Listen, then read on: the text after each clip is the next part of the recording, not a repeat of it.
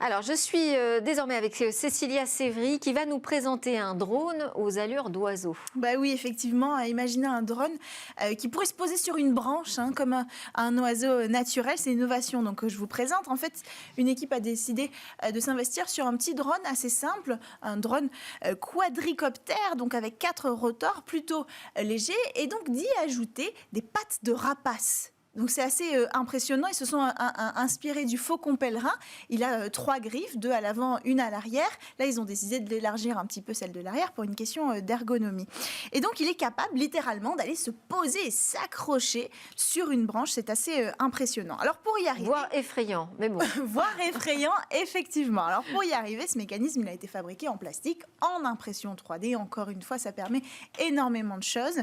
Il a fallu d'abord recréer le mouvement des pattes qui se replient comme ça. Donc pour ça, ils ont utilisé des mécanismes de moteur et de câbles électriques qui servent de tendons, en fait, qui remplacent les tendons et les muscles. Et ça marche tellement bien que les serres sont capables de se refermer en seulement 20 millisecondes. C'est quasiment un mouvement naturel. En fait, dès l'instant que les serres entrent en contact avec une branche, elles se referment aussitôt. Cette rapidité, elle va permettre, comme dans la nature, d'absorber la force au moment de l'atterrissage, la force d'impact, cette énergie cinétique qui va être créée, ça va permettre de l'absorber.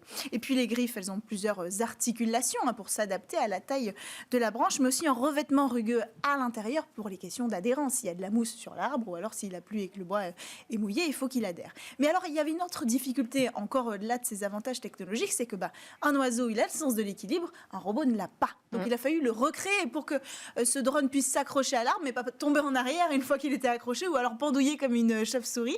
Donc, ils ont utilisé un accéléromètre, tout simplement, qu'ils ont mis dans la patte droite de ce robot rapace. Cet accéléromètre envoie les données de la position du robot aux algorithmes qui vont transformer ça et rééquilibrer, si j'ose dire, la position du robot pour qu'il tienne droit sur sa branche. Super intéressant en matière de recherche robotique. Mais alors, à quoi cela sert-il, sans mauvais jeu de mots pour les serres? Effectivement, c'est l'éternelle question, l'économie d'énergie. Un robot drone, particulièrement, il se pose la question de combien de temps on va pouvoir le faire voler en toute autonomie, sans recharger les batteries. Eh bien là, on peut faire voler et ce drone, et au moment de passer en vol stationnaire, au lieu de le maintenir en vol stationnaire, il peut aller se poser sur un arbre. Et ça va servir, par exemple, pour aller observer des zones à risque sur lesquelles on ne peut pas se poser. Hop, on met l'oiseau robotique sur un arbre.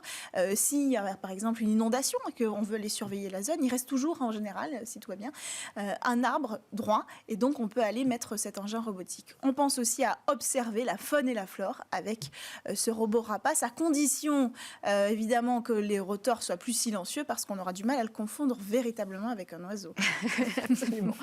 C'était Smartech. Merci à tous de nous suivre à la télé, sur le web, les réseaux sociaux et en podcast. Je vous donne rendez-vous demain. Demain, c'est la grande interview. On va parler de désinformation, de mécanismes de propagation d'informations, de fausses informations et de manipulation sur Internet.